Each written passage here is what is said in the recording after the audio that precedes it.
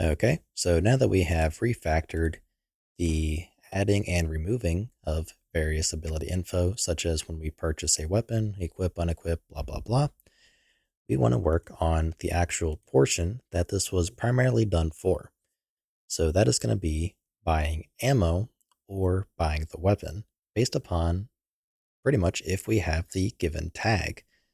So what we want to look at doing is, and we can actually start inside of the interact. So we'll do this kind of more or less as a test.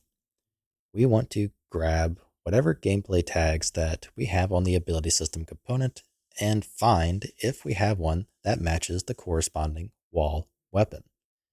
So to begin, we want to go to our PDA wall weapon, and here we have our weapon definition. Now, we could cast this to the firearm weapon definition. However, that's not going to work very well in case we have, multiple different, I guess you could say, types of this, for example. So in our case, what we're going to want to do is pretty much just do this inside of the actual wall weapon data asset. It's going to simplify some stuff. It's going to be a little bit more manual setup, but I think it's a decent enough approach. So inside of here, we're going to do a F gameplay tag, and we're just going to call this one the weapon tag. So let's go ahead and include the gameplay tag container.h and continue. So I'm going to actually remove these comments as well.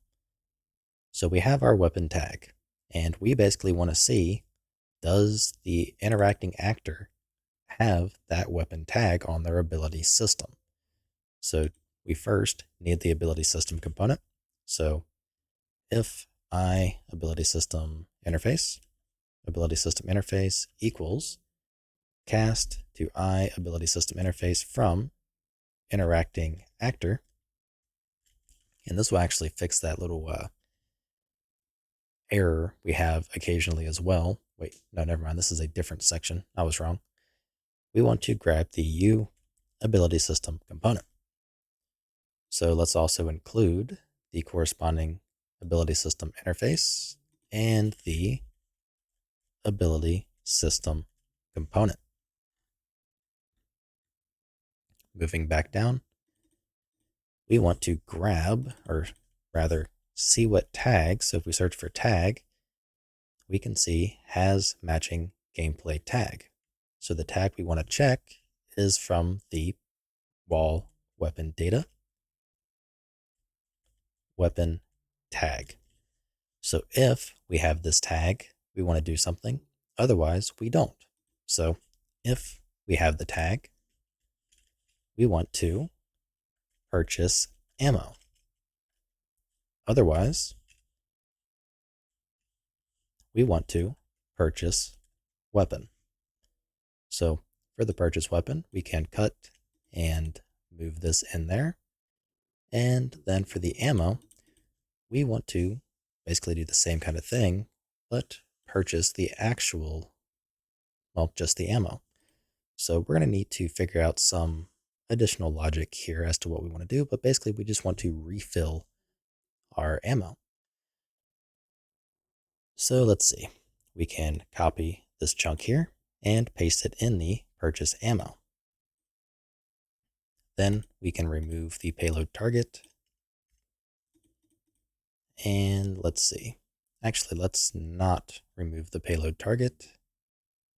Yeah, actually we have to for now. So let's go ahead and make another gameplay event and duplicate that. And we're going to call it purchase.ammo. So purchase ammo. And I'm actually going to do one more of these while I have it. And that's going to be purchase underscore barricade. Just to get that, out of the way, because we're going to use that again very soon. So press Alt O or whatever your hotkeys are. Duplicate twice. So we have purchase ammo and we have purchase barricade. So let's replace this with purchase underscore ammo. So now we pretty much just need to be, listening for this event.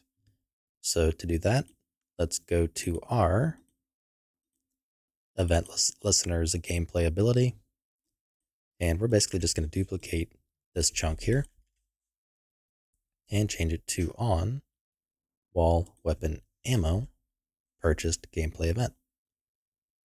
So on wall weapon ammo purchased, we can do stuff.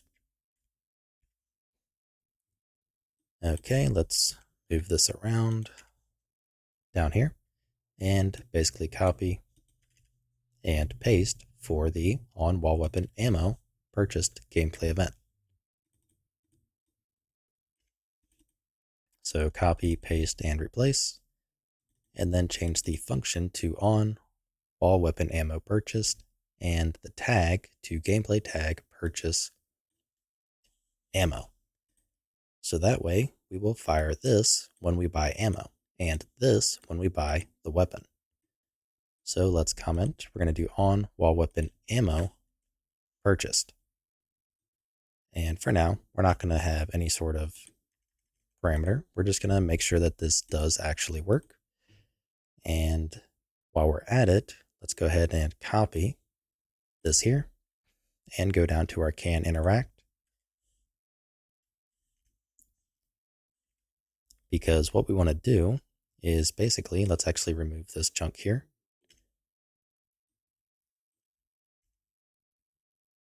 Is we want to know if we have a matching, a matching tag. So if we have the weapon, we want to basically do the can interact for the ammo cost instead of the actual weapon cost. So let's do a bool. Let's call it B has weapon. And we're going to pass in, let's do false by default. And then in here, B has weapon is going to equal the result of has matching gameplay tag. So what we want to do for can interact, we want to check if do we have the weapon. If so, we check the ammo. Otherwise, we check the weapon cost. So let's check the ammo. So ammo cost. So if we have a weapon, well, we have the weapon, we check our points against the ammo cost. If we do not have the weapon, we check our points against the cost of the weapon. So now let's go ahead, close down the editor, recompile, and relaunch. Okay, once we are in the editor, let's go ahead and open up the wall weapon data asset for the STG, and we'll give it the weapon tag of, let's do gameplayQ.test, because the gameplay effect that we are testing with will be giving us that same tag. So let's give it a try, hit play. So we buy the STG, which gives us the tag, and then we press F to buy again, and we get the on wall weapon ammo purchased. So that tells us that we did, in fact, buy the wall weapon, which is a good thing. Alrighty, so now that we know that that is good to go, we're going on about 8 minutes, so we're about at a stopping point. What we want to do in the next video is actually add the functionality to where when this fires, we can decrement our points. So I'm likely going to wrap this into a helper function to make this easier. But we want to subtract our points, so we're going to use, again, the magnitude that we're passing through just like before. And we want to see, which firearm we actually more or less have. So that way we can refill it. So that's actually going to be done through kind of a little bit of a different manner, but you'll hopefully see where I'm going with this.